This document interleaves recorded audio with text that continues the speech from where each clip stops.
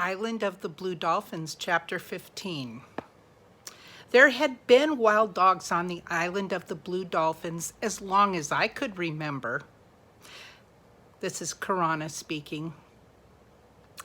But after the Aleuts had slain most of the men of our tribe and their dogs had been left to join the others, the wild dogs, the pack became much bolder. It spent the nights running through the village and during the day was never far off.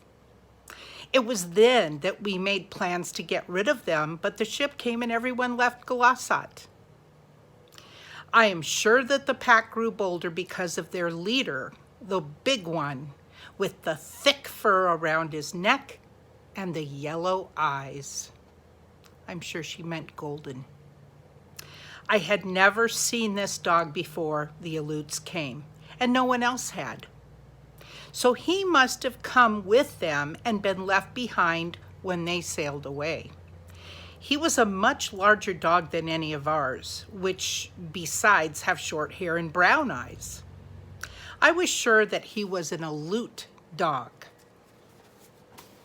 So this dog, I don't know, for whatever reason, maybe they couldn't find it at the last minute, they left without it. Already I had killed 4 of the pack. She had killed 4 of these dogs, but there were many left, more than in the beginning. For some had been born in the meantime. I mean, they're having babies, so there's more and more dogs. The young dogs were even wilder than the old ones. I first went to the hill near the cave when the pack was away and collected armloads of brush, which I placed near the mouth of their lair. Then I waited until the pack was in the cave. I went there early in the morning, and the pack had been there asleep. They had been gone into their lair for the night, and they were sleeping. And it had spent the night prowling, and now they were asleep. I took with me the big bow and 5 arrows and 2 of the spears, and I went quietly, circling around the mouth of the cave, and I came up to it from the side. There I left all my weapons except 1 spear. I set fire to the brush and pushed it into the cave. If the wild dogs heard me, there was no sound from them. Nearby was a ledge of rock, which I climbed, taking my weapons with me. The fire burned high. Some of the smoke trailed out over the hill, but much of it stayed in the cave. Soon the pack would have to leave. Why would they have to leave? They need oxygen. They need the smoke is carbon dioxide, and they're going to suffocate if they don't get out of the cave. I did not hope to kill more than 5 of them because I had only that many arrows. But if the leader was one of the 5, I would be satisfied. It might be wiser if I waited and saved all my arrows for him, and this is what I decided to do.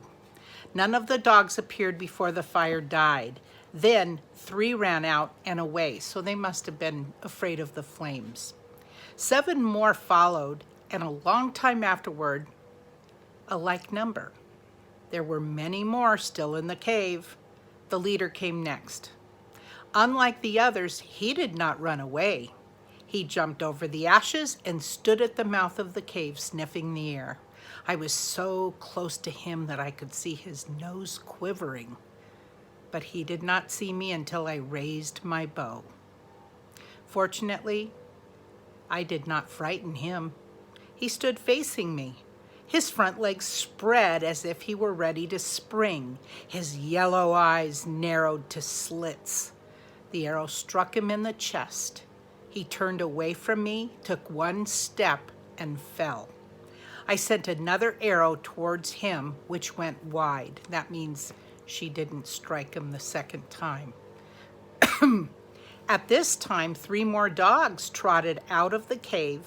I used the last of my arrows and killed 2 of them.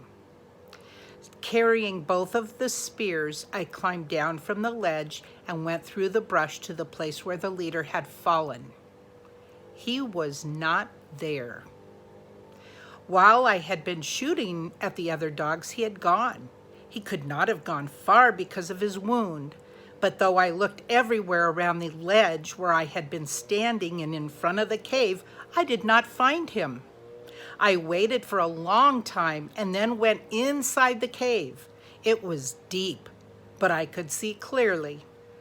Far back in a corner was the half-eaten carcass of a fox.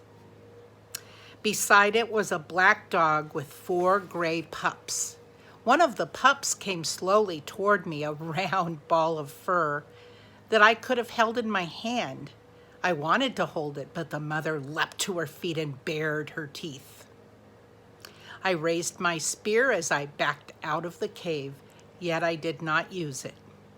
The wounded leader was not there. Night was coming, and I left the cave, going along the foot of the hill that led to the cliff. I had not gone far on this trail that the wild dogs used when I saw the broken shaft of an arrow.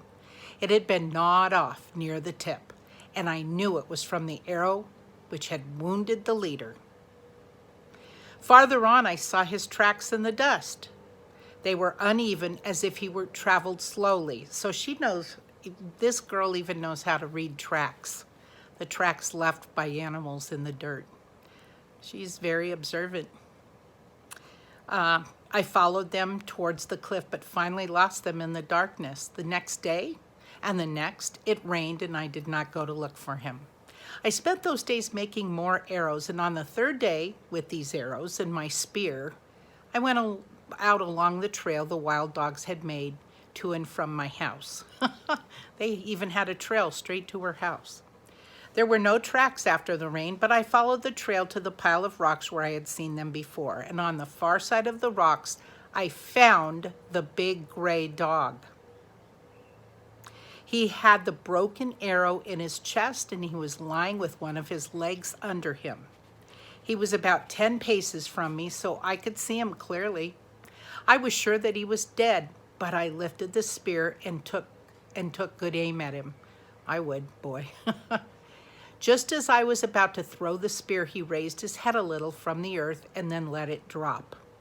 This surprised me greatly, and I stood there for a while not knowing what to do, whether to use the spear or my bow. I was used to animals playing dead until they suddenly turned on you or ran away.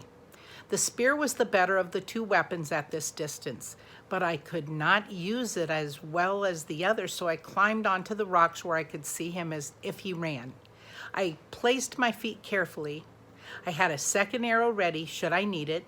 I fitted an arrow, pulled back the string, aiming at his head this time. Why I did not send the arrow, I cannot say. I stood on the rock with the bow pulled back, and my hand would not let it go. The big dog lay there and did not move, and this may have been the reason. If he had gotten up, I would have killed him. I stood there for a long time looking down at him, and then I climbed off the rocks. He did not move when I went up to him, nor could I see him breathing until I was very close. The head of the arrow was in his chest. The broken shaft was covered with blood. The thick fur around his neck was matted from the rain. I do not think that he knew I was picking him up. Piranha, you're picking up your enemy? I do not think he knew I was picking him up, for his body was limp as if he were dead. He was a big dog, too. He was very heavy, and the only way I could lift him was by kneeling and putting my legs around his shoulders. In this manner, stopping to rest when I was tired, I carried him to the headland.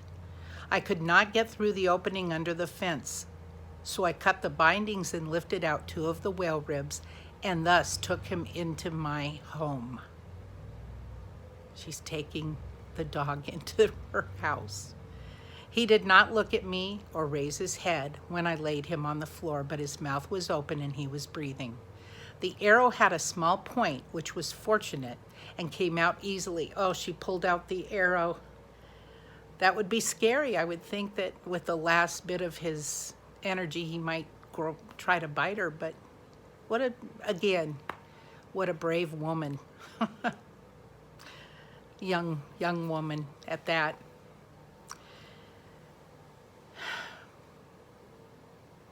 I cleaned the wound with a peeled stick from a coral bush. This bush has poisonous berries, yet its wood often heals wounds that nothing else will. It's amazing what you learn when you have to.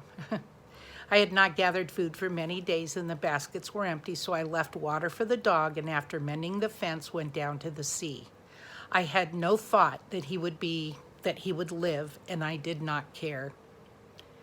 All day I was among the rocks gathering shellfish, and only once did I think of the wounded dog, my enemy, lying there in the house, and then to wonder why I had not killed him.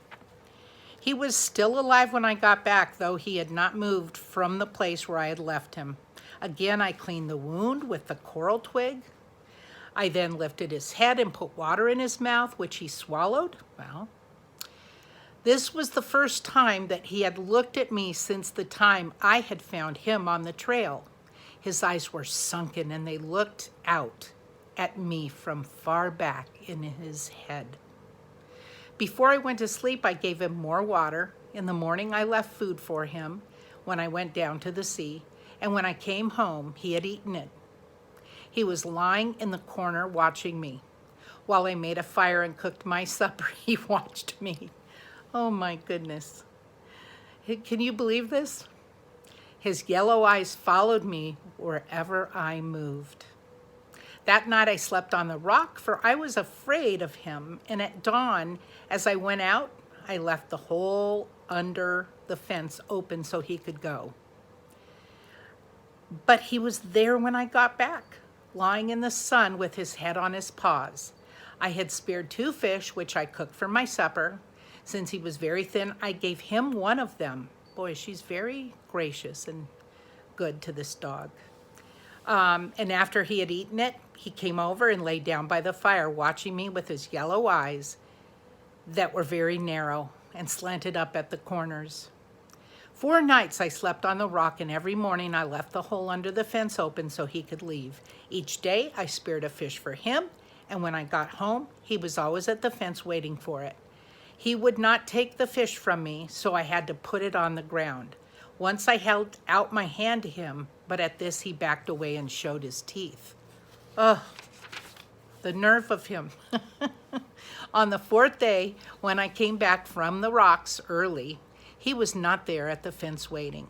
A strange feeling came over me. Always before I returned, I had hoped that he was gone, but now as I crawled under the fence, I did not feel the same. I called out, "Dog, dog," for I had no other name for him. I ran toward the house calling it. He was inside. He was just getting to his feet, stretching himself and yawning. He looked first at the fish I carried and then at me and moved his tail. Now that's a sign of friendliness when they wag their tail. That night I stayed in the house, so she slept with him now. Before I fell asleep, I thought of a name for him, for I could not call him Dog, right? The name I thought of was Rontu, which means in our language, fox eyes. Well, that's it for chapter 15, Island of the Blue Dolphins by Scott Odell. What a fun book to read. And now we know that Karana has a companion, and I'm happy for her.